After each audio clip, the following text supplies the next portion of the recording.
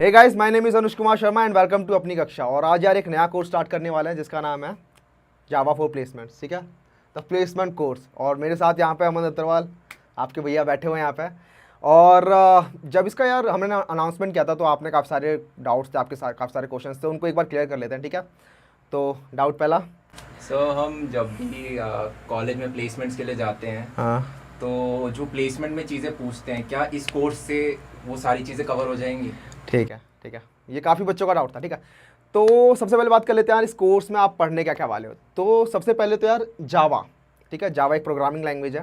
तो programming language क्या होती है सबसे पहले ये जान लेते हैं। तो आप हो, ठीक है, ह्यूमन और एक कंप्यूटर है, दोनों बातें करना चाहते हो, लेकिन आप इंग्लिश बोलते हो, कंप्यूटर बोलता है 0101 बाइनरी। दोनों बात करने के लिए किसी एक मीडियम पे आके अटकोगे तो वो होती है एक प्रोग्रामिंग लैंग्वेज। आप भी समझते हो, कंप्यूटर भी समझता है। तो जावा भी एक प्रोग्रामिंग लैंग्वेज है यार, और वो हम सीखेंगे बिगिनर टू एडवांस लेवल तक। अगर बिल्कुल नहीं आती आपको तो टेंशन मत लो, आपने अगर इससे पहले प्रोग्रामिंग लैंग्वेज का आपके पास कोई एक्सपीरियंस नहीं, 11-12 में नहीं थी, तो भी बहुत अच्छा है आपके लिए ये कोर्स। उसके बाद डेटा स्ट्रक्चर्स एंड एल्गोरिदम्स। अब ये क्या होते हैं भैया? तो डेटा स्ट्रक्चर्स अब यार अब मैं अभी बताने लगूंगा ना आपको तो 2 दिन निकल जाएंगे इसमें बताते बताते। बट जान लेते हैं कि आपका जो मेमोरी होती है ना, कंप्यूटर में जो मेमोरी होती है उसमें जो आपका डेटा जो होता है ना वो किस तरीके से रखा होता है, अलग अलग टाइप तरीके होते हैं, वो डेटा स्ट्रक्चर होते हैं, उनके बारे में जानेंगे बाद में। और एल्गोरिदम्स बेसिकली क्या होती है कि कोई भी जो प्रोसेस होती है उसको किस तरीके से एग्जीक्यूट करना चाहिए, उसके क्या क्या स्टेप्स होने चाहिए, वो एल्गोरिदम होती है। ठीक है, बिल्कुल लेमन सब तो मैं डेटा स्ट्रक्चर एल्गोरिदम्स हो गया। और उसके बाद जो भी टेक्निकल कंपनीज़ में जो भी इंटरव्यूज़ होते हैं उनके क्वेश्चंस आंसर्स और उनके जो एक्सपीरियंसेस थे वो आपके साथ शेयर किए जाएंगे। तो इसके बाद यार आप कोई भी जो टेक्निकल इंटरव्यू होगा वो आप इजीली क्रैक कर सकते हो। तो उसके बाद और क्या क्या डाउट्स है यार? कोई भी टेक्निकल इंटरव्यू मतलब चाहे माइक्रोसॉफ्ट की हुई, अडोबी, अमेजोन, ये सारी कंपनियों के लिए भी मैं प्रिपेयर हो जाऊंगा? हाँ, तो हर कंपनी जो जो भी कंपनीज होती हैं यार, जितनी भी टेक्निकल कंपनीज होती हैं उन सब ने स्टैंडर्ड बना रखा है। ठीक है, हम हमसे क्या पूछेंगे? वो एल्गोरिदम्स, डेटा स्ट्रक्चर्स और कोई भी एक लैंग्वेज। ठीक है, अब लैंग्वेज इस कोर्स में हम जावा कराने वाले हैं, एक दूसरा कोर्स है जो C++ में होगा, वो अभिषेक कराने वाला है। तो कंपनीज को बेसिकली पसंद आता है एल्गोरिदम एंड डेटा स्ट्रक्चर। उनको वो बच्चे पसंद आते हैं जो प्रॉब्लम सॉल्विंग में बहुत ज़्यादा एक्सपर्ट होते हैं। और प्रॉब्लम सॉल्विंग में एक्सपर्ट होने के लिए आपको बेसिक फंडे जो होते हैं एल्गोरिदम्स के वो आपके क्लियर होने चाहिए। तो चाहे कोई भी कंपनी हो, अडोबी हो, माइक्रोसॉफ्ट हो, गूगल हो, सबको बस वो बच्चे चाहिए जो एल्गोरिदम्स और डेटा स्ट्रक्चर में अच्छे हों। तो हम उसी पर फोकस करने वाले यार। पूरा का पूरा जो हमारा ये कोर्स का ड्यूरेशन है उसमें से काफ़ी ज़्यादा चंक जो है वो एल्गोरिदम और डेटा स्ट्रक्चर पर जाने वाला है। तो ये कोर्स करने के बाद आप इन बड़ी बड़ी कंपनियों को भी, जो आप सोचते हो कि बहुत ज़्यादा हार्ड होती हैं, लेकिन इनको भी आप आराम से निकाल सकते हो। भैया, ये कोर्स ख़त्म करने में कितना टाइम लगने वाला है? हाँ, ये काफ़ी बच्चों को था डाउट। तो हमने डिसाइड किया यार ये कोर्स जो होगा वो 4.5 मंथ्स का होगा। उसमें से 1.5 मंथ्स में आपका जावा कंप्लीट होगा। ठीक है, और जो बचे हुए 3 मंथ्स होंगे उनके अंदर आपका डेटा स्ट्रक्चर एंड एल्गोरिदम्स होगा। और कोर्स कैसे होगा? तो हर वीक आपको 120 मिनट्स का जो लेक्चर होगा वो प्रोवाइड होगा। आप बोलोगे आप 120 मिनट्स तो काफ़ी कम हो गए भैया, 120 मिनट्स में क्या होने वाला हमारा? हम 12th के बच्चे, हम बहुत ज़्यादा मेहनत करके आए, हम 16-16 घंटे पढ़ते थे। तो यार 120 मिनट्स ना प्रोग्रामिंग में काफ़ी ज़्यादा हो जाते हैं। तो आपको 120 मिनट्स के साथ साथ आपको असाइनमेंट्स दिए जाएंगे, आपको वेरियस वेबसाइट्स पे आपको क्वेश्चंस करने के लिए बोला जाएगा, असाइनमेंट होंगे और हम मिल के उन क्वेश्चंस को सॉल्व भी करेंगे। तो आपको काफ़ी सारे असाइनमेंट्स मिलेंगे। अगर आप डेडिकेशन के साथ उन असाइनमेंट्स को सॉल्व करते हो तो मैं गारंटी करता हूँ यार कि ये कोर्स करने के बाद आप बहुत ज़्यादा अपने अंदर बिलीव करोगे कि आप कोई भी टेक्निकल कंपनी आराम से क्रैक कर सकते हो। ठीक है, और भैया, मेरे को किसी ने कहा कि सी प्लस प्लस इज बाप of all languages and Python is दादा ऑफ ऑल लैंग्वेजेस। या अब हम जावा क्यों पढ़ रहे हैं? तो ये कमेंट में पता नहीं क्यों आ रहा है कि C++ इज बाप ऑफ ऑल लैंग्वेज। ना, C++ सच्ची में काफ़ी अच्छी लैंग्वेज है और पाइथन भी ठीक है दादा, फिर जावा मम्मी हो गई, फिर जावा तो ठीक है। नहीं तो क्या होता है ना कि हर लैंग्वेज के अपने अपने कुछ फ़ायदे हैं। ठीक है, C++ के अपने फ़ायदे हैं, जावा के अपने फ़ायदे हैं और पाइथन के भी अपने फ़ायदे हैं। ठीक है, जावा करने के बाद यार फ़ायदे क्या हैं आपके? आपने जावा कर ली, आपने कंपनी के लिए प्रिपेयर कर लिया, उसके बाद आप चाहो तो एंड्रॉयड डेवलपमेंट में जा सकते हो। ठीक है, एंड्रॉयड डेवलपमेंट में चले गए, अच्छा नहीं मुझे तो बैकएंड में जाना है। बैकएंड क्या होता है? मतलब कि मुझे तो डेटा सर्वर, जो बड़ी बड़ी चीज़ें होती हैं उनमें काम करने का मेरे को शौक है, मेरे को उनके साथ खेलना है, तो वो भी कर सकते हो आप जावा के साथ। और फ्रंट एंड में जा सकते हो। तो बेसिकली जावा करने के बाद आप बहुत सारी जो अदर स्किल्स होती हैं उनको डेवलप कर सकते हो ईजिली। ठीक है, तो जावा के ये फ़ायदे हो गए। C++ के फ़ायदे भी होते हैं काफ़ी सारे, बट वो अलग लेवल के होते हैं। ठीक है, उनमें आप OS, विंडोज़ और आपका बिटकॉइन, ये बड़ी बड़ी चीज़ें होती हैं, ये आप ये सी प्लस प्लस में बनी होती है, ठीक है। गेमिंग, काफ़ी सारे गेमिंग इंजन्स बने होते हैं सी प्लस प्लस में। तो सबके अपने अपने फ़ायदे होते हैं। पाइथन के अंदर आप मशीन लर्निंग के लिए वो बना हुआ है बेसिकली। तो सभी लैंग्वेजेस के अपने अपने फ़ायदे होते हैं। इस कोर्स में हम जावा करने वाले हैं, ठीक है। तो मम्मी पापा दादा रिलेशन बनाने की जरूरत नहीं अपने आप से। अच्छा, भैया प्लेसमेंट के लिए बेस्ट लैंग्वेज कौन सी रहती है, सी प्लस प्लस, जावा या पाइथन? ये सारे सेम लेवल पे हैं या कोई दो प्रेफर्ड हैं? ठीक है ठीक है। हाँ, ये तो काफ़ियों को डाउट होता है। मतलब कोरा पे क्वेश्चंस देखोगे आप, इस क्वेश्चन की तो भरमार रहती है कि कौन सी लैंग्वेज चूज़ करें, क्योंकि सबकी पहली लैंग्वेज होती है, क्या चूज़ करें। तो बेसिकली यार एक ऑब्जेक्ट ओरिएंटेड लैंग्वेज होती है, ठीक है। ऑब्जेक्ट ओरिएंटेड क्या होती है अभी मैं बताऊंगा नहीं, but C plus plus, Java, Python और C plus plus, Java, Python, ये तीनों की तीनों ऑब्जेक्ट ओरिएंटेड लैंग्वेजेस होती है, ठीक है। तो आप उनमें से कोई भी एक लैंग्वेज चूज़ कर लो, ठीक है। तीनों की तीनों सेम लेवल पे हो गई प्लेसमेंट के लिए। बट एक क्या होता है कि जावा, सी प्लस प्लस और जावा, ये दोनों जो होती हैं, ये दोनों लैंग्वेज मेजरली पूछी जाती हैं। तो आपके जो कंपनी में जो एग्ज़ाम्स होते हैं, सबसे पहला एग्ज़ाम होता है आपका कोडिंग राउंड।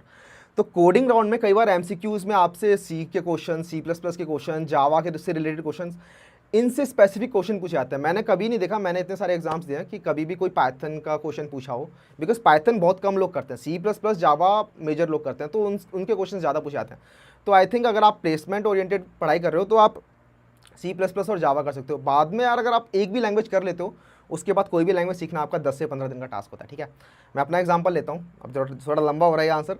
मैं अपना एग्जांपल लेता हूँ। 11-12 में मेरे पास प्रोग्रामिंग का कोई एक्सपीरियंस नहीं था, ठीक है। तो मैंने कॉलेज आया और तो अब तो आपके पास यार जियो है, 1.5 GB 1 GB आपको डेली का मिल रहा है। मेरे टाइम पे तो मतलब मेरे टाइम पे यार एक GB होता था 1 मंथ का, कोई ब्रॉडबैंड कनेक्शन होता नहीं था। और मेरे सेकंड सेमेस्टर के बाद मुझे लैपटॉप मिला, तो समझ सकते हो। तो सब कुछ PDF से, बुक से पढ़ना पड़ता था। तो जावा स्टार्ट किया मैंने, तो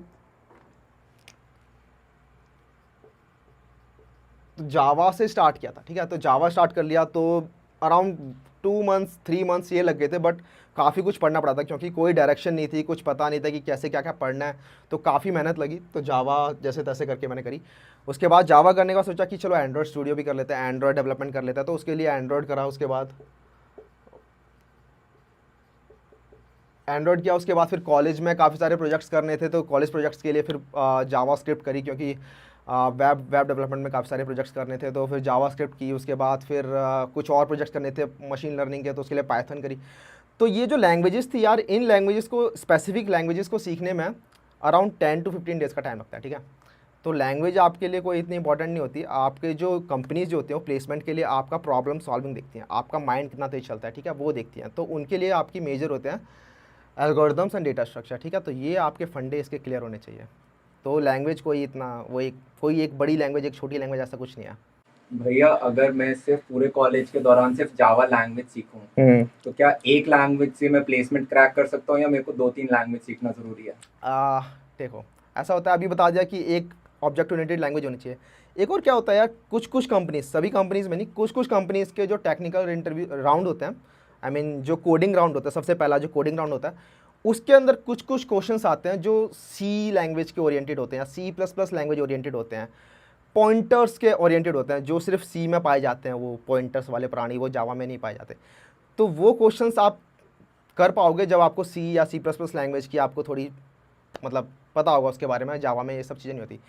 तो कुछ कुछ चीज़ें हैं जो कुछ कुछ कंपनीज़ में लैंग्वेज ओरिएंटेड भी होती हैं, बट मेजरली आप जावा से या एक सी प्लस प्लस से भी कोई एक लैंग्वेज करके भी सीख जाओगे। अगर ये पॉइंटर्स का है तो कुछ कुछ चीज़ें जो सी के ओरिएंटेड होती हैं, जो जावा में नहीं होती, वो भी आपको इस कोर्स में बता दी जाएगी। बिकॉज ये कोर्स जो है आपका पूरा का पूरा फुलफिल करने वाला है सारी रिक्वायरमेंट्स, तो इसमें भी वो पूरा बता दिया जाएगा। तो भैया जो पॉइंटर्स वाला पार्ट है सी का, हाँ वो हाँ आप करा दोगे ना? हाँ हाँ, वो टेंशन मत लेना यार। वो जो भी पॉइंटर्स वाला पार्ट है, जो भी जितने भी मतलब पूरा का पूरा ही कवर होने वाला है इस कोर्स के अंदर, ठीक है। आपका जावा, आपका सी प्लस प्लस के अंदर भी जो पॉइंटर वाला पार्ट है वो, उसके बाद डेटा स्ट्रक्चर एल्गोरिदम, उसके बाद इंटरव्यू क्वेश्चन, उसके बाद बहुत सारे क्वेश्चंस, मतलब क्वेश्चंस तो होते रहेंगे पूरे टाइम, ठीक है। और आपके पास असाइनमेंट्स होंगे, तो मतलब पूरा फुल्ली फ्लैश्ड। इसके बाद तो फोड़ दोगे। भैया मेरे पास मैकेनिकल इंजीनियरिंग ब्रांच है, सिविल इंजीनियरिंग ब्रांच है, मैं बायोटेक ब्रांच का हूँ, मेरे पास ईसी ब्रांच है, मेरे पास कंप्यूटर साइंस नहीं है। तो क्या ये कोर्स मेरे को फायदा करेगा? क्या मुझे प्लेसमेंट के लिए पढ़ना चाहिए? ठीक है, तो यार आपके पास ब्रांचेज हैं जो कि नॉन टेक ब्रांचेज हैं, ठीक है, बेसिकली COIT नहीं है, इसके अलावा ब्रांचेज हैं, और आपको बैठना है, ठीक है, टेक कंपनीज़ में, आपको टेक कंपनीज़ फोड़नी है, और आपको डाउट है कि भैया ये कोर्स करके कुछ फ़ायदा होगा या फिर मैं सिर्फ नॉन टेक वाला ही हूँ तो नॉन टेक में ही, तो भाई बिल्कुल गलत बात है। ये कंपनीज़ जो होती हैं वो अलाउ करती हैं, आपकी ब्रांचेस के बच्चे को भी अलाउ करती हैं, और उस टाइम पे आपका जो एक BT वाला बच्चा भी होता है वो भी 40 लाख का पैकेज आराम से फोड़ सकता है। भैया बीटी क्या है? तो BTR बेसिकली बायोटेक्नोलॉजी होती है, बायोटेक्नोलॉजी ब्रांच होती है, तो उसकी ब्रांचेस के बच्चों को ज़्यादातर नॉन टेक वाली कंपनीज़ में बैठना होता है। तो कुछ कंपनीज़ होती हैं जो उनको भी अलाउ कर देती हैं, ठीक है, और भी ब्रांचेस होती हैं, मैकेनिकल हो गई आपकी, ये सारी जो नॉन टेक ब्रांचेस हैं इनको भी टेक कंपनीज अलाउ कर देती हैं। तो उस टाइम पे अगर आपका डेटा स्ट्रक्चर, आपका एल्गोरिदम, आपकी एक लैंग्वेज, आपके ये सारे फंडे क्लियर हैं तो आप स्टैंड आउट करोगे। आप COIT वाले बच्चों के ऊपर भी जा सकते हो अगर आपके ये सारे फंडे क्लियर है। कंपनीज़ को फ़र्क नहीं पड़ता, कुछ कंपनीज़ को फ़र्क नहीं पड़ता कि आपकी ब्रांच कौन सी है, ठीक है। तो ये तो आप दिमाग से निकाल ही दो कि अगर आप ECE के अंदर हो या फिर आप ME के अंदर हो तो आप टेक कंपनीज़ में जा सकते हो कि नहीं जा सकते, ठीक है। भैया मेरा कॉलेज इतना अच्छा नहीं है, grade B grade C college है, तो मेरे कॉलेज में इतनी कंपनीज नहीं आती, तो मैं क्या कैसे अप्लाई कर सकता हूँ किसी अच्छी कंपनी में? क्या अच्छी कंपनी मेरे जैसे बच्चे को लेती है? और अगर मैं इस कोर्स मेरे को बहुत अच्छे से मैंने पढ़ लिया, मेरे जावा DSL वो बहुत स्ट्रांग हो गए, तो क्या मैं एक अच्छा 20 लाख से ऊपर का पैकेज ले सकता हूँ कहीं पे? ठीक है, नहीं 20 लाख का क्यों यार, फिर तुम 40 लाख का भी ले सकते हो अगर तुम्हारे क्लियर फंड है। तो देखो क्या होता है, कुछ कॉलेजेस होते हैं जिनके अंदर कंपनीज नहीं आती हैं, ठीक है, कुछ कॉलेज होते हैं, छोटे कॉलेज होते हैं जो Tier B कॉलेज होते हैं, B Tier, बट उनमें क्या होता है, कंपनीज जो होती हैं वो बाहर से हायरिंग करती है, ठीक है, ऑफ कैंपस हायरिंग करती है थ्रू लिंक्डइन, उनकी वेबसाइट पे वो डाल देती हैं। कुछ कंपनीज होती हैं जो आजकल स्टैक ओवरफ्लो पे भी डालने लग गई हैं। काफ़ी सारी वेबसाइट्स हैं यार, जितना ज़्यादा एक्सप्लोर करोगे उतना ज़्यादा देखोगे कि काफ़ी सारी कंपनीज जो होती हैं वो बाहर से भी ऑफ कैंपस हायरिंग करती हैं। तो तुम्हारे अगर डेटा स्ट्रक्चर और एल्गोरिदम्स ये सारे फंडे क्लियर हैं, ये तुम्हारे फंडे स्ट्रॉन्ग हैं, तो तुम वहाँ से अप्लाई कर सकते हो और ईजीली उन कंपनीज़ में भी 20 लाख का 40 लाख का ये पैकेज आप ग्रैब कर सकते हो। भैया मेरे को पता नहीं है ऑफ कैंपस कैसे अप्लाई करते हैं, आप सिखा दोगे, बता हाँ, दोगे? ये यार, ये जो बता यहाँ पे लिखा ना इंटरव्यू क्वेश्चंस, ये थोड़ी अंडरस्टेटमेंट्स है इसके अंदर, साथ में इंटरव्यू एक्सपीरियंसेस और कैसे कैसे कहाँ अप्लाई करना है, क्या क्या करना है, ये सारा का सारा आपको इस 4.5 मंथ्स के कोर्स में पूरा बताया जाएगा कि आपको कहाँ से क्या करना है, कहाँ से क्या करना है, ठीक है, आपको एक डायरेक्शन दी जाएगी, ठीक है। ये सारी जो चीज़ें ना यार, ये एक्सपीरियंस ग्रैब करने में यार पूरे 4 साल लग गए थे, ठीक है, और ये आपको 4.5 मंथ्स में बता दिया जाएगा। तो आपकी पूरी डायरेक्शन होगी, आपको बेसिर पैर के यहाँ वहाँ भागना नहीं पड़ेगा, ठीक है, आपको पूरी गाइडेंस दी जाएगी और सब कुछ बताया जाएगा कि कहाँ से कैसे प्लेसमेंट के लिए बात करनी है, किससे बात करनी है, और कहाँ पे अप्लाई करना है, कहाँ अप्लाई नहीं करना है, और कैसे पढ़ना है, कैसे नहीं पढ़ना है, वो सब आपको यहाँ पे बताया जाएगा। भैया मैं BCA का स्टूडेंट हूँ या फिर मैं BSc कंप्यूटर साइंस का बच्चा हूँ, तो क्या मुझे भी कोडिंग सीखनी चाहिए? क्या मैं भी अगर इंजीनियरिंग के दौरान सीख लूँ, मैं ऑफ कैंपस अप्लाई कर सकता हूँ? मेरे को कुछ फ़ायदा है ये सीख, या क्या ये नेसेसिटी है आज के दिन? देखो भाई, आजकल यार सॉफ्टवेयर में तो बूम आया ही है, आपको भी दिख रहा है, इन्फॉर्मेशन टेक्नोलॉजी में इंडिया में तो बूम आया है, ठीक है। तो फ्यूचर में तो इन्हीं की डिमांड होने वाली है, ठीक है। जितनी भी टेक कंपनीज़ हैं इसकी डिमांड आजकल बहुत ज़्यादा है। तो अगर आप BCA या फिर ऐसी BSc ये सब आप करते हो, तो भी आप अगर कोई भी एक प्रोग्रामिंग लैंग्वेज, आप कोई एल्गोरिदम और डेटा स्ट्रक्चर ये आप अपने फंडे क्लियर कर लेते हो, तो आप इन कंपनीज़ में इजीली जा सकते हो, क्योंकि इन कंपनीज़ को डिमांड है, इन कंपनीज़ को बंदे चाहिए, इन कंपनीज़ को चाहिए कि अच्छी प्रॉब्लम सॉल्विंग स्किल वाले बंदे हमारे पास आएँ, अच्छे इंजीनियर हमारे पास आएँ। तो उनको फ़र्क भी नहीं पड़ेगा कि आपने BCA करा था, BSc करा था, एज लॉन्ग एज आप इन चीज़ों में स्ट्रांग हो। भैया आप एंड्रॉयड डेवलपमेंट कब सिखाओगे? देखो यार, ये कोर्स जो होगा, इस कोर्स में आपको जावा, डेटा स्ट्रक्चर एंड एल्गोरिथम ये सिखाया जाएगा 4.5 मंथ्स में, ठीक है। इसके बाद अगर आपको एंड्रॉयड भी सीखना है तो उसके लिए एक अलग कोर्स बनाया जाएगा, ठीक है, अलग कोर्स मैं ही बनाऊंगा। तो आपका क्या है, आप जावा करने के बाद एल्गोरिथम एंड डेटा स्ट्रक्चर कर सकते हो, जावा करने के बाद आप एंड्रॉयड भी कर सकते हो। तो जावा तो आपको कर लेना चाहिए यहीं पे ही, उसके बाद आप एंड्रॉयड में मूव कर सकते हो जब एंड्रॉयड का कोर्स स्टार्ट होगा, अगर आपको सिर्फ एंड्रॉयड करनी है। अगर आपने एल्गोरिथम्स एंड डेटा स्ट्रक्चर कर लिया और आप फिर भी एंड्रॉयड पढ़ना चाहते हो तो आप तब भी आप वहाँ से शिफ्ट कर सकते हो। But algorithms and data structure क्योंकि आजकल कंपनी की डिमांड से ये कंपनी इसी के बेसिस पे अपना सिलेक्शन करती है, तो सबसे पहले हम इसी पे ज़्यादा फोकस करेंगे और फिर उसके बाद एंड्रॉयड डेवलपमेंट भी कराएंगे। भैया मैं फर्स्ट सेमेस्टर का बच्चा हूँ, अभी जस्ट कॉलेज में एडमिशन लिया है। हाँ, तो भैया बोलते हैं कि भाई एक्सप्लोर करो सारी चीज़ें, तो मैं अभी पहले कॉलेज एक्सप्लोर कर लूँ, गर्लफ्रेंड वर्लफ्रेंड बना लूँ, प्लेसमेंट तो फाइनल ईयर में होती है, तो मैं थर्ड ईयर में पढ़ लूँगा। हाँ अभी पढ़ना ज़रूरी है। ठीक है, तो ये यार ये काफ़ी बड़ा मिसकंसेप्शन है, ठीक है, काफ़ी बड़ा मिसकंसेप्शन है कि फोर्थ ईयर में प्लेसमेंट स्टार्ट होती है तो तभी पढ़ेंगे। अभी तो कॉलेज में नए नए आए यार, थोड़ा घूमेंगे, थोड़ी गर्लफ्रेंड्स बनाएंगे यार, थोड़ा मज़े करने दो यार भैया। अभी से आप क्या बोल रहे हो, ये पढ़ो, ठीक है, तो नहीं यार ऐसा होता है। सुनो, ये चीज़ जानने में हमें लग गए थे 2 साल। अभी आपको कॉलेज में जाते ही बता देता हूँ पहले ही, सेकंड ईयर के बाद मतलब थर्ड ईयर की स्टार्टिंग के भी अगस्त में आपकी इंटर्नशिप के लिए कंपनीज आती हैं। तो अगर आप फर्स्ट और सेकंड ईयर में मज़े करने लग गए और फिर सोचा कि अरे अब इंटर्नशिप के लिए कंपनीज आ रही हैं तो चलो आप पढ़ना स्टार्ट कर देते हैं, तो आप इंटर्नशिप खो दोगे। और यार सबसे बढ़िया फंडा है, मैं बता रहा हूँ आपको, अगर कॉलेज में ऑन कैंपस प्लेसमेंट लेनी है ना अगर आपको, तो बेस्ट चीज़ रहेगी कि आप इंटर्नशिप के थ्रू पीपीओ ले लो। इंटर्नशिप के थ्रू पीपीओ क्या होता है भैया? भैया इंटर्नशिप कब होती है, सेकंड ईयर के बाद होती है या हाँ थर्ड ईयर के बाद होती ठीक है, तो इंटर्नशिप यार आपकी जैसे सेकंड ईयर खत्म हुआ और थर्ड ईयर जब स्टार्ट हो रहा है, अगस्त स्टार्ट हो रहा है ना, थर्ड ईयर का अगस्त, उसी टाइम आपकी कॉलेज में कंपनीज आने लग जाती है इंटर्नशिप के लिए, ठीक है। तो आपकी कंपनीज आने लगी इंटर्नशिप के लिए। और इंटर्नशिप में क्या होता है फ़ायदा, और आपको मैं क्यों कह रहा हूँ कि आपको इंटर्नशिप लेके पीपीओ लेना चाहिए, बिकॉज देखो इंटर्नशिप के अंदर आपका एक टेक्निकल राउंड होगा, बेसिकली एक रिटन टेस्ट होगा और एक टेक्निकल राउंड होगा, बस। किसी किसी में 2 राउंड हो जाएंगे टेक्निकल, बस इतना होता है। आप वहीं फुल टाइम प्लेसमेंट में चले जाओ तो एक तो रिटन टेस्ट होगा ही होगा, उसके बाद हो सकता है कि एक और टेस्ट ले लें वो रिटन टेस्ट में ही, उसके बाद हो सकता है कि वो 3 राउंड लें, उसके बाद हो सकता है वो 4 राउंड लें।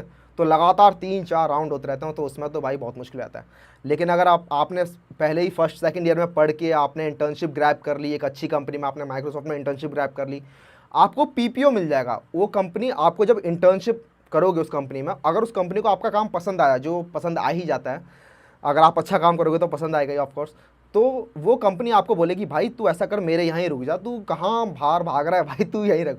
तो वो आपको वहीं पकड़ लेगी और आपको फिर बाकी किसी और प्लेसमेंट सीजन में बैठने की जरूरत ही नहीं है। तो आपने क्या किया, फर्स्ट सेकंड ईयर में जब बाकी लोग मज़े कर रहे थे तब आपने कोडिंग की, उसके बाद थर्ड ईयर में आपने थर्ड ईयर में आपने इंटर्नशिप ले ली, उसके बाद थर्ड ईयर और फोर्थ ईयर आप कर रहे हो मज़े। अब करो, अब अपने वो जो एक्सप्लोर वाले शौक थे ना वो तुम अब एक्सप्लोर करो। भैया ये जो आप कोर्स अपलोड करोगे हाँ। तो वीडियो कौन कौन से डे आएंगे, कोई फ्रीक्वेंसी है, कोई अपलोड टाइम होगा? आप टाइम बता दो मेरे को, मैं उस टाइम रोज आ जाऊंगा। अच्छा ठीक है, तो एग्जैक्ट टाइम चाहिए तो यार एक वीक में 120 मिनट्स का वीडियो अपलोड होगा, ठीक है। 120 मिनट्स अब कैसे डिवाइड हो रहा है वो आपका डिपेंड करेगा कि आपका कौन सा टॉपिक चल रहा है। अगर कोई टॉपिक ऐसा है जो छोटा सा है और उसके क्वेश्चंस भी छोटे छोटे हैं तो आपके हो सकता है 20 मिनट्स 10 मिनट्स के चंक हो जाएं वो डिवाइड। कुछ हो सकता है कोई टॉपिक बहुत बड़ा है तो उस टॉपिक में हो सकता है आपका 40 मिनट 50 मिनट का भी वीडियो बन जाए। तो ऐसा कोई डिसाइडेड नहीं है, बट आपको एक वीक के अंदर 120 मिनट्स का जो होगा एक कंटेंट, जो लेक्चर कंटेंट होगा वो आपको मिलेगा ही मिलेगा। तो आपका अल्टरनेट डेज पे या फिर हो सकता है डेली ही आपको मिल जाए, तो ये ऐसा कुछ डिफाइंड नहीं है, बट ये डिफाइंड है कि आपको एक वीक में 120 मिनट्स का कंटेंट तो मिलना ही मिलना है। भैया 120 मिनट तो बहुत कम होता है, मैं तो एक दिन में पढ़ लूंगा इतना, बच्चे हुए दिन क्या करूँगा। हाँ तो अभी तुम लोग यार अभी 11-12 से पढ़ के आए हो, मतलब मुझे पता है तुमने जेई मेंस के लिए पूरा 16-16 घंटे पढ़ा था, तुम्हें 120 मिनट्स तो क्या ही लग रहे होंगे कि यार 120 मिनट्स एक वीक में क्या बोल रहे हो। बट यार 120 मिनट्स ना प्रोग्रामिंग में ना बहुत ज़्यादा हो जाते हैं, ठीक है। 120 मिनट्स अगर आपने ये 120 मिनट्स डेडिकेट कर दिए और उसके बाद जो मैं आपको असाइनमेंट्स दे रहा हूँ, उसके बाद जो मैं आपको क्वेश्चन सॉल्व करने के लिए दे रहा हूँ, उसके बाद जो मैं कह रहा हूँ कि इस वेबसाइट पर जाओ, इसका ये क्वेश्चन ये करो, ये क्वेश्चन करो, अगर आप ये लोग करते हो तो आपका काफ़ी टाइम स्पेंड हो जाता है। आपका डेली का यहाँ पे 4 आवर्स तक जा रहा है। अगर आप डेली का 4 आवर्स नहीं, आपका डेली का 2 आवर्स भी दे रहे हो ना यहाँ पे, तो आपका मोर देन सफिशिएंट है ये। तो आपका ये अगर आप रूटीन आप फॉलो करते हो, आप 4.5 मंथ्स के लिए मेरे साथ, तो आपको भी लगेगा, आपके अंदर से भी काफ़ी ज़्यादा कॉन्फिडेंस आया कि हाँ यार मैं अब तो मुझे लग रहा है मैं माइक्रोसॉफ्ट तो फिर निकाल के जाऊँगा अब। तो ये 120 मिनट से ये छोड़ दो कि बहुत कम है, ये आपका इसके साथ असाइनमेंट मिलेंगे जो आपको फुल्ली डेडिकेशन के साथ आपको करने होंगे। जितने भी आपके डाउट्स थे आई होप मैंने सारे के सारे डाउट्स आपके क्लियर कर दिए होंगे। फिर भी अगर कुछ डाउट्स बच गए यार, किसी के भूले भटके किसी बंदे के बच गए डाउट्स, तो यार वो दोबारा से पूछ लेना, ठीक है, अपने दिल में मत रखना। अब जावा का ये कोर्स स्टार्ट कर लेते हैं। तो अब मैं ये जो स्लाइड्स है अब मैं आपको दिखाने वाला हूँ कि इस कोर्स में आप क्या क्या सीखने वाले हो, ठीक है, और जावा बेसिकली क्या है, जावा क्यों यूज़ करते हैं, ठीक है। जनरल पर्पस प्रोग्रामिंग लैंग्वेज, अच्छा इसका मतलब क्या है? तो प्रोग्रामिंग लैंग्वेज का आपको मैंने पहले बता दिया था कि आप हो ह्यूमन, एक कंप्यूटर है और दोनों को बात करनी है आपस में। कंप्यूटर पे आपको काम करना है कुछ, लेकिन कंप्यूटर को आप बोलोगे हे कंप्यूटर डू दिस, तो वो सीरी या एलेक्सा नहीं है, वो करेगा नहीं ऐसे, ठीक है। उसके लिए आपको एक लैंग्वेज, एक बैरियर चाहिए, जो आपको क्रॉस करना है, तो दोनों आप और कंप्यूटर बोलोगे ठीक है हम दोनों ना इस लैंग्वेज पे बात करते हैं, ठीक है, ये तेरे को भी समझ में आ रही है, मुझे भी समझ में आ रही है। तो जावा एक प्रोग्रामिंग लैंग्वेज है जो आप भी समझ सकते हो, कंप्यूटर भी समझ सकता है, और आप इस पर काम कर सकते हो। जनरल पर्पस है, इसका मतलब आप इसे काफ़ी चीज़ों के लिए यूज़ कर सकते हो। आज जावा काफ़ी सारे डिवाइसेज में यूज़ होता है, काफ़ी जगहों पर यूज़ होता है, तो ये जनरल पर्पस प्रोग्रामिंग लैंग्वेज हो गई। It is like C plus plus but with advanced and simplified features. अच्छा, यहाँ पे यार सी प्लस प्लस की बुराई नहीं कर रहा, but it is like C plus plus, लेकिन सी प्लस प्लस के अंदर जैसे सी प्लस प्लस जैसा इसका सिंटैक्स है, तो जो भी इसमें आप देखोगे जैसा इसका स्ट्रक्चर है, इसमें करली ब्रेसेस, पूरा फंक्शन डिफाइंड, मतलब जो भी अभी आपको समझ में भी नहीं आ रहा होगा मुझे पता है, बट टेंशन मत लो, ये धीरे धीरे समझ में आएगा जैसे जैसे हम कोड में मूव करेंगे।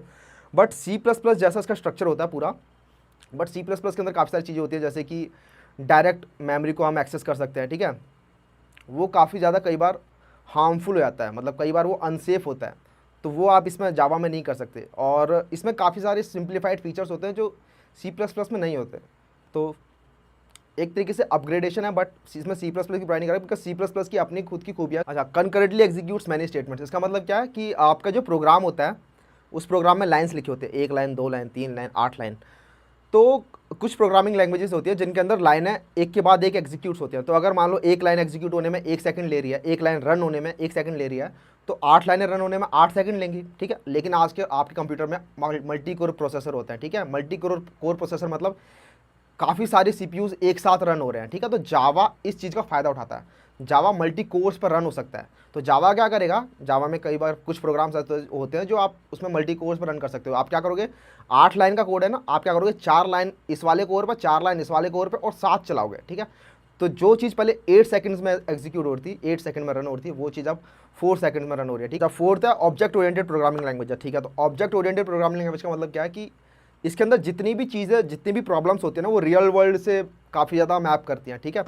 तो सपोज़ आपको एक स्ट्रक्चर बनाना है जिसमें आपको एक क्लासरूम है, क्लासरूम के अंदर एक टीचर होता है, स्टूडेंट्स होते हैं, टीचर का नाम होता है, कुछ स्टूडेंट्स का नाम होता है, स्टूडेंट की क्लास होती है। तो बेसिकली ये आपको दिख रहा है एक रियल वर्ल्ड सिनारियो है, तो वो रियल वर्ल्ड सिनारियो को डिपिक्ट कर सकते हो आप इजीली इस जावा प्रोग्रामिंग लैंग्वेज के अंदर। तो ऑब्जेक्ट ओरिएंटेड प्रोग्रामिंग लैंग्वेज का मतलब यही है कि जो रियल वर्ल्ड की जो प्रॉब्लम्स है उनको आप इजीली हैंडल कर सकते हो जावा की आपसे। अच्छा, प्लेटफॉर्म इंडिपेंडेंट लैंग्वेज है जावा। प्लेटफॉर्म इंडिपेंडेंट का मतलब क्या है कि यार ये जो लैंग्वेज है ना, ये प्लेटफॉर्म पर डिपेंड नहीं करती। प्लेटफॉर्म मतलब जो आपके ओएस होते हैं डिफरेंट, जैसे कि आपका विंडोज़ हो गया, आपका मैक ओएस हो गया, आपका लिनक्स ओएस हो गया।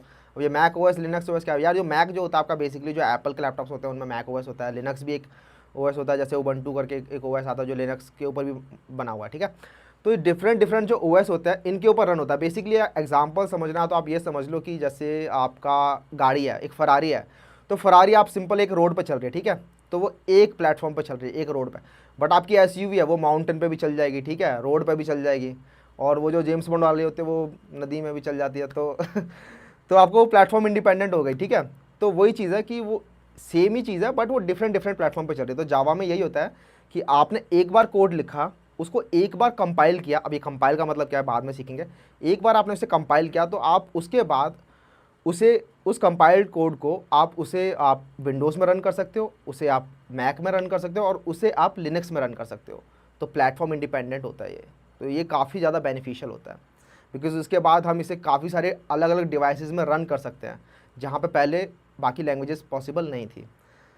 ओके ओके, तो वाई लर्न जावा, कि जावा क्यों सीखे हैं, तो इसके बारे में याद कर लेते हैं। ईजी टू लर्न है यार, मतलब जावा आपको शुरुआत में लगे कि यार ये क्या खतरनाक है, इसमें तो सिंपल मेरे को लिखना था एक हेलो वर्ल्ड का प्रोग्राम, और ये क्या ऊपर नीचे 4 लाइन नीचे 4 लाइन, ये क्या है भाई, पाइथन में लिख दो सिर्फ एक प्रिंट हेलो वर्ल्ड और वो हो जाता है।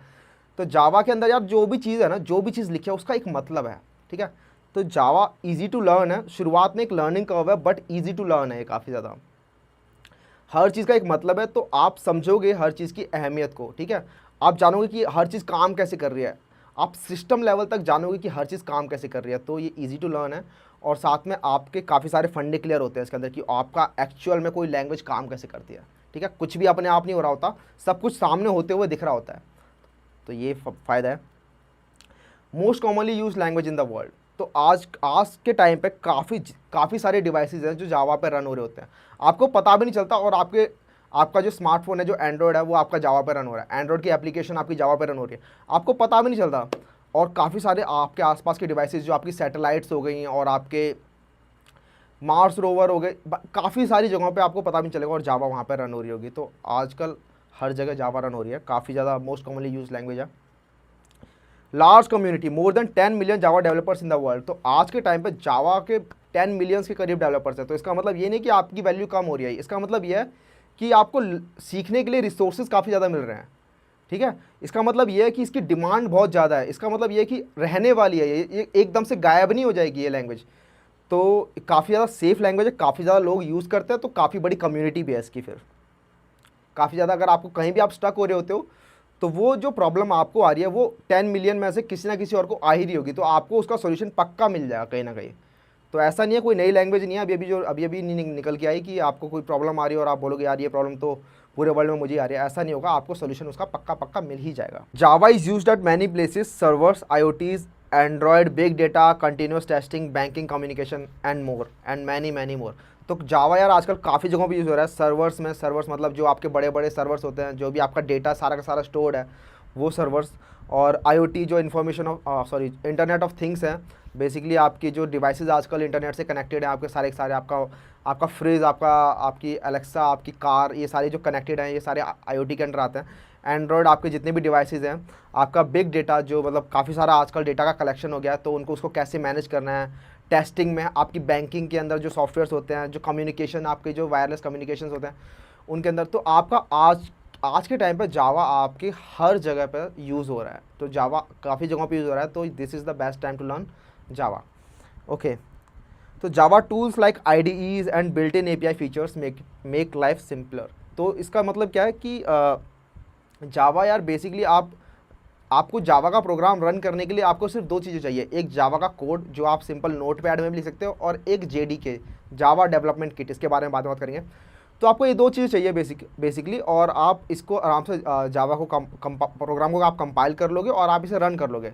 सिर्फ ये दो चीज़ें चाहिए। बट जो बड़े बड़े प्रोग्राम्स होते हैं, आपको अगर मान लो सिंपली आपको एक बड़ा सा एक ऐप बनाना है, आपको अपना खुद का एक छोटा सा फेसबुक बनाना है, तो वो यार आप सिंपल नोटपैड पर नहीं कर सकते। तो कुछ IDEs होती है, इंटीग्रेटेड डेवलपमेंट एनवायरनमेंट, तो ये आपको प्रोवाइडेड होते हैं जावा के अंदर, और ये आपकी लाइफ को काफ़ी ईजियर बनाते हैं। इसके अंदर आप डायरेक्टली आप कोड को अपना मेंटेन कर सकते हो, आप अपना वर्कफ्लो चेक कर सकते हो, और भी काफ़ी कुछ कर सकते हो। आप डायरेक्टली कोड को रन कर सकते हो, वहीं से वहीं आप डायरेक्टली उसे कंपाइल कर सकते हो, तो आप डीबग कर सकते हो आप डायरेक्टली वहीं से। तो ये सारी चीज़ें अगर आपको अभी फिलहाल समझ में नहीं भी आ रही है तो टेंशन मत लो।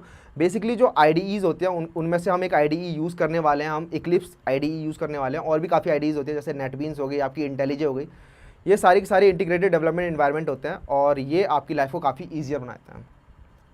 ओके, तो फाइनली यार एक कोड जो इसका कोड स्ट्रक्चर है वो हम देख लेते हैं कैसे होने वाला है। तो बेसिक जावा के बेसिक में हम ये सारे टॉपिक्स पढ़ने वाले हैं। बेसिकली आपका overview and features of Java, setting up Java environment, ये सारी 2 वीडियोस होंगी। Data types and identifiers, variables and type casting, समझ में नहीं आ रहा होगा बट इनके बारे में डिटेल में पढ़ेंगे हम अलग अलग लेक्चर्स में। Operators, conditional statements, loops, array, strings, mutable strings, और भी बहुत कुछ होगा जो इसके बीच बीच में होगा, छोटे छोटे टॉपिक्स, ठीक है। तो वो आपके बेसिक्स हो गए। उसके बाद आते हैं ऊप्स मतलब ऑब्जेक्ट ओरिएंटेड प्रोग्रामिंग सिस्टम्स, ठीक है। तो इसके अंदर जो कंसेप्ट्स होते हैं, जो आपको पहले बताए थे कि रियल वर्ल्ड प्रॉब्लम्स को डिफाइन करने के काम में आते हैं, तो वो आपके जितने भी इसके अंदर कंसेप्ट्स हैं वो आपको यहाँ पे पढ़ाए जाएंगे, ठीक है। तो इनके भी अपने अपने लेक्चर्स होंगे। Classes and objects, methods, constructor, method overloading, और ये सारे टॉपिक्स जो आप यहाँ पे देख सकते हो, ठीक है। तो इनके लेक्चर्स होंगे जो आपको पढ़ाए जाएंगे।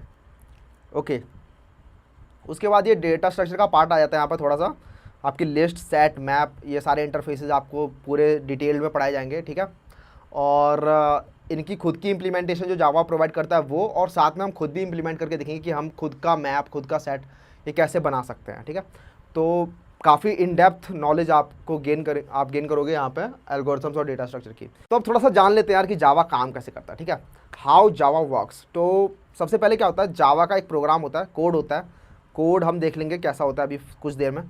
तो जावा का एक कोड होता है, उसको बोलते हैं Java source code. Basically code को सोर्स कोड बोलते हैं। और उस फाइल का जो एक्सटेंशन होता है ना, एक्सटेंशन मतलब जैसे .pdf, .jpg, वैसे इसमें .java लगा देते हैं, ठीक है। ये फाइल होती है, उसको कंपाइल करते हैं। अब कंपाइल क्या करते हैं, कंपाइल का मतलब बेसिकली उस कोड को जो इंग्लिश में लिखा हुआ है थोड़ा थोड़ा, उस कोड को 0101 जो मशीन कोड, जो बेसिकली जो कंप्यूटर को समझ में आएगा, उस कोड में तब्दील कर देते हैं, ठीक है।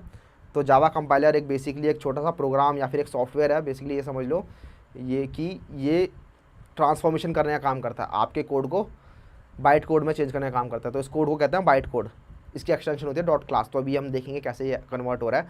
उसके बाद जो आपको बताया था मशीन इंडिपेंडेंट है, ये प्लेटफॉर्म इंडिपेंडेंट है। उसके बाद आप बेसिकली डिफरेंट प्लेटफॉर्म्स पे उनके जेवीएम्स में आप इस बाइट कोड को रन कर सकते हो। तो basically right one runs everywhere का कंसेप्ट इसके अंदर फॉलो होता है। तो अभी हम एक प्रोग्राम रन करके देखेंगे कैसे काम करता है। क्या तो बेसिक आपको यहाँ पर समझ में आ गया होगा कि हाउ जावा वर्क्स, कि जावा एक्चुअली काम कैसे करता है, मोटा मोटा कैसे काम करता है। बट फिर भी यार काफ़ी लोगों को लग रहा हो कि भैया ये आपने तो थ्योरी बता दी, कुछ प्रैक्टिकल करोगे तो मज़ा भी आएगा। ठीक है, तो एक बार एक कोड रन करके देख लेते हैं यार, पूरा का पूरा फ्लो देख लेते हैं कि कैसे डॉट जावा कंपाइलर से होकर जाता है, तो डॉट क्लास फाइल बनती है और फिर उसे कैसे रन करते हैं, तो वो कैसे रन होता है। तो यहाँ पे यार ये मैक मशीन है मेरी, मैक ऑपरेटिंग सिस्टम है। तो आपका अगर विंडोज़ भी होगा तो पूरा बता दिया जाएगा कि कैसे इंस्टॉल करना है, कैसे क्या करना है। बेसिकली हम यहाँ पे एक छोटा सा प्रोग्राम रन करके देख रहे हैं कि एक्चुअली जावा कैसे काम करता है, वो प्रैक्टिकली कैसे काम करता है। तो सबसे पहले एक फ़ाइल बनाते हैं, एक जावा का छोटा सा प्रोग्राम लिखते हैं और उसका जैसे बताया कि सोर्स फाइल होगी वो, तो उसका एक्सटेंशन होगा डॉट जावा। तो एक छोटी सी फाइल बनाते हैं, तो public class my first class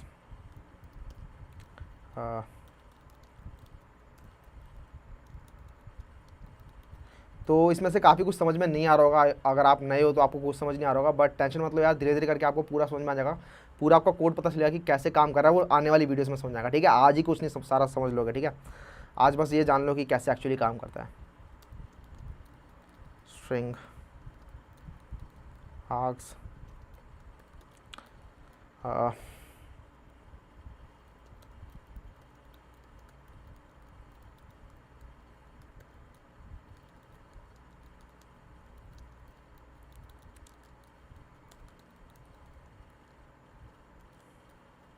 ठीक है, तो ये फाइल यहाँ पे बन के तैयार होगी। एक छोटा सा प्रोग्राम है जो यहाँ पे ये प्रिंट करने वाला है, जो आपको यहाँ दिख रहा होगा, high I am learning Java. Okay, तो इसको सेव कर लेते हैं। तो इसको मैं यहाँ सेव करने वाला हूँ जावा ट्यूटोरियल्स के अंदर, ना जावा ट्यूटोरियल्स में नहीं, उससे पहले ही।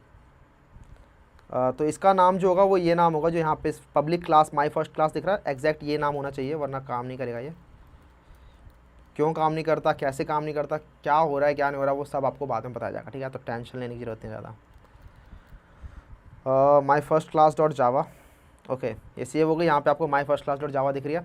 तो सबसे पहले एक टर्मिनल खोलते हैं और तो मैंने यहाँ टर्मिनल खोल दिया, ये उसी फोल्डर पे पॉइंट कर रहा है। आपको देख लेते हैं इसमें वो फाइल प्रेजेंट है कि नहीं है। तो यहाँ पे ये आपको दिख रही है माई फर्स्ट क्लास डॉट जावा, यहाँ पे प्रेजेंट है। ओके, तो सबसे पहले हमने क्या बताया था, इस डॉट जावा फाइल को पहले कंपाइल करेंगे और एक डॉट क्लास फाइल बनेगी जो होगी बाइट कोड। ओके, तो हम इसको एक बार कंपाइल कर लेते हैं। तो कंपाइल करने के लिए javac my first class dot Java, अच्छा ये पूरा अपने आप टाइप कैसे आता है, थोड़ा सा लिख के टैब दबा दो, अगर वो मैचिंग होगा तो वो अपने आप ऑटो कंप्लीट हो जाएगा। ठीक है, टैब। ओके, तो javac my first class dot Java क्या करेगा, जावा सी कंपाइलर है जो कि इस जावा फाइल को कंपाइल कर देगा। और यहाँ पे देखो ये डॉट क्लास फाइल बन गई जो यहाँ पे पहले प्रेजेंट नहीं थी। ठीक है, तो बेसिकली ये एक बाइट कोड वाली फाइल है जो कि एक्चुअली कंपाइल्ड वर्जन है। अब इसको आप रन कर सकते हो इजीली। तो रन करने के लिए क्या करोगे आप, जावा माई फर्स्ट क्लास सिंपली, और यहाँ पे आपका प्रिंट हो गया। ठीक है, हाई आई एम लर्निंग जावा। ठीक है, तो कॉन्ग्रेचुलेशंस यार, आपका फर्स्ट प्रोग्राम आपने रन कर लिया। अगर आपने पहले से जेडीके और ये सब इंस्टॉल किया हुआ था तो आपका प्रोग्राम चल गया होगा। अगर आपका कंप्यूटर कह रहा है कि भैया जावा सी कैन नॉट बी फाउंड और जावा कैन नॉट बी फाउंड, तो टेंशन मत लो यार, बेसिकली आपके कंप्यूटर में अभी जेडीके इंस्टॉल नहीं है। अभी इसकी इंस्टॉलेशन कैसे करनी है, प्रोग्राम कैसे रन करना है, ये आपको नेक्स्ट वीडियो में बताएंगे। तो आज की वीडियो में यार इसका पूरा इंट्रोडक्शन देख लिया आपने कोर्स का, कि कैसे कोर्स पूरा चलने वाला है। आपके होपफुली काफ़ी सारे डाउट्स क्लियर हो गए होंगे, आपको पता चलेगा कि जावा कैसे काम करता है। और हमने एक छोटा सा प्रोग्राम भी रन करके देख लिया कि जावा एक्चुअली काम कैसे करता है। तो तब तक के लिए यार चलते हैं, नेक्स्ट वीडियो में इंस्टॉलेशन के बारे में देखते हैं। ठीक है यार, आज का ये इंट्रोडक्शन हो गया। और बेसिकली यही है यार कि आपको कंसिस्टेंट रहना पड़ेगा। ठीक है, थ्रू आउट द कोर्स आपको कंसिस्टेंट रहना पड़ेगा। ये गेम ऐसा है कि अगर आपने एक बार छोड़ दिया तो आप लूज़ कर जाओगे। आपको पूरे टाइम कंसिस्टेंट रहना पड़ेगा, जो लगा रहेगा वही बाजी मार लेगा। तो नेक्स्ट वीडियो में बात करने वाले हैं कैसे इसको इंस्टॉल करना है जावा को, और हम और भी काफ़ी चीज़ों के बारे में बात करेंगे। ठीक है, तब तक के लिए यार चलते हैं। See you, have a good day, bye.